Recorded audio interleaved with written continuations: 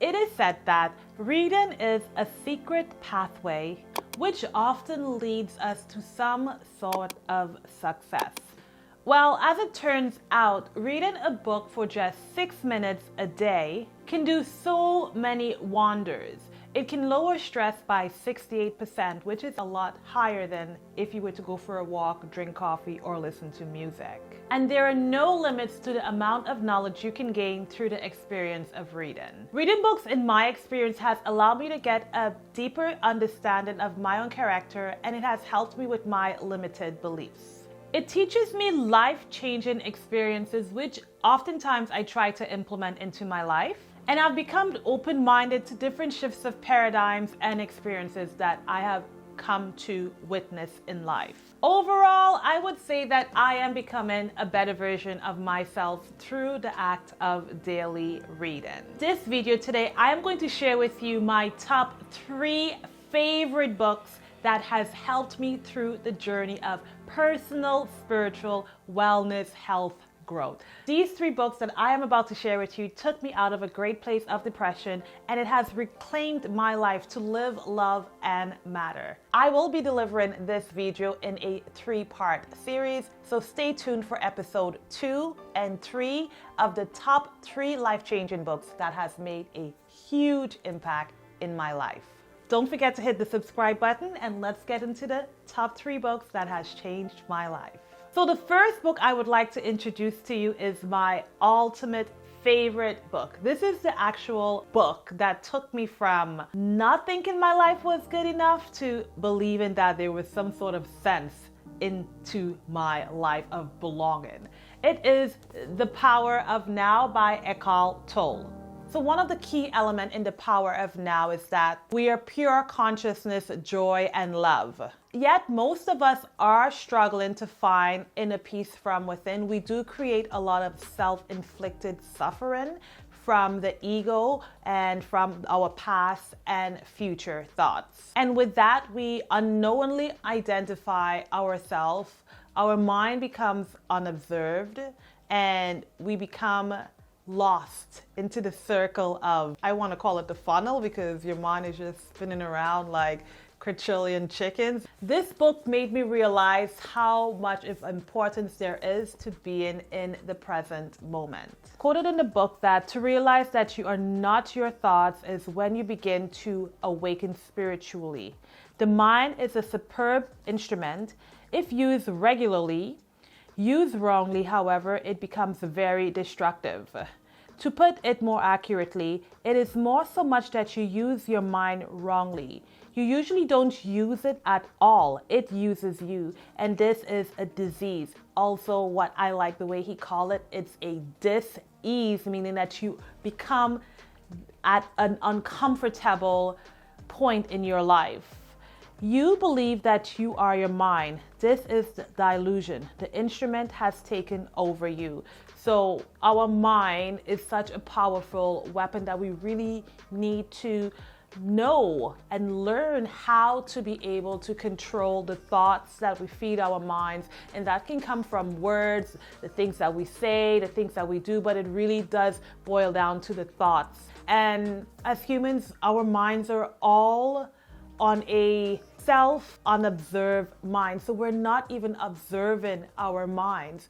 Think about it. When you wake up in the morning, you automatically do certain things that you don't even think that you're doing. We don't tune into consciousness. There's a lot of meaning in this book where he is talking about being in the space of time and now. And that is a really hard thing for a lot of us to do. A lot of us cannot be in the space of here or now because our minds are so all over the place that we don't know yet how to tap into our minds to then control and create. As humans, we do have this automatic sense where we want to create false beliefs about ourselves through our imagination of fears, anxiety, and worry. This holds us back from living into the present moment when we are so caught up in our life that we think it may be in the future and what our life was, and we still think we were that life in the past. We then create conflicted suffering from within. It's automatic. Our minds just want to automatically travel out. It doesn't want to be in the now. That's the crazy thing too, how our brain works. Our brain does not want to be in the now. Our brain wants to be anticipating what the future has for us and also looking back at what the past did to us. Had it been a rejection, had it been failure, a place of joy, like our minds just wants to stay there. It doesn't want to be in the now. So learning how to tap into the now, just try it.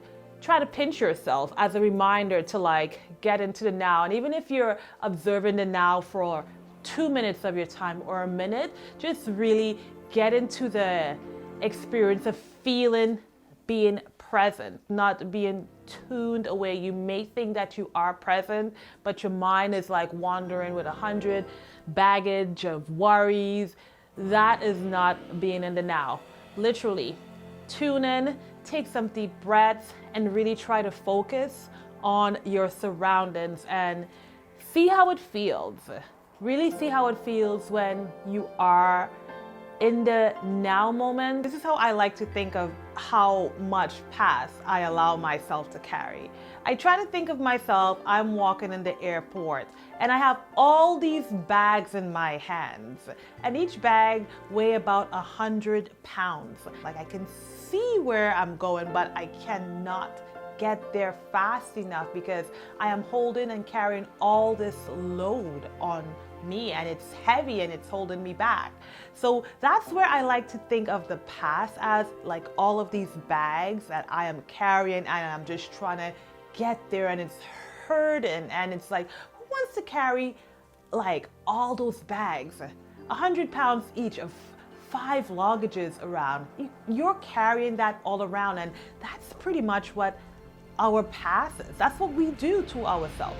We carry that amount of burden to ourselves. And it's a matter of just letting go and being in this moment, being right here, right now, allowing to let go, allowing to forgive, allowing to just be, because honey, life is too short to not be.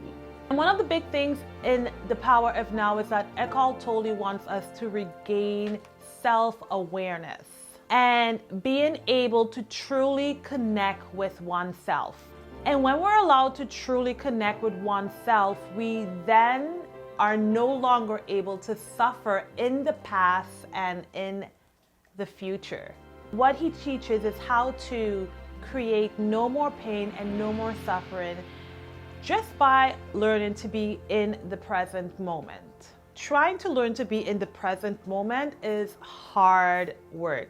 It requires a lot of constant self-awareness when you see yourself getting into that daydream or that lost, that zone that I am worrying, like that what if, I am scared.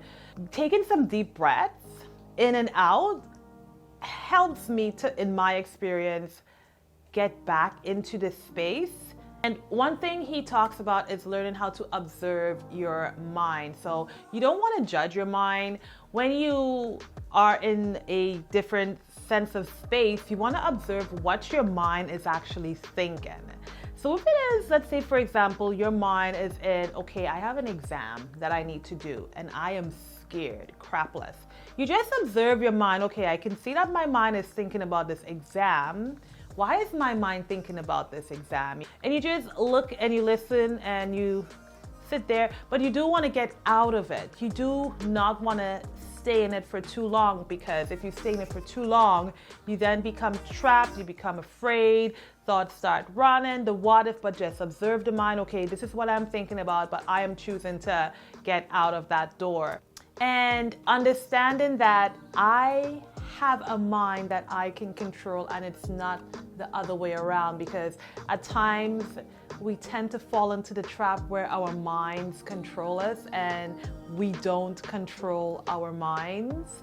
Once I began tapping into that secret, I then learned how to become aware of my being, aware of my surrounding. And it may sound a little odd to think, how could you not become aware of your being? Like, I feel like because there are so many thousands of thoughts that are in our mind, we tend to forget the space that we are in. And with the power of now, this book really helped to align me to focus on being in the present moment, being in tune to feel, experience, be, learn how to let go of things that's holding you back, and learn to not really create any sort of anxiety, just being around in the rhythm of life itself. This book really did bring some life-changing moments into my life. Check out these videos right here. Don't forget to hit the right button, that's the red one, and come back to hear more about my next 2 episodes on the top 3 books that has changed my life. Until next time, guys, I will see you on my next video. Bye!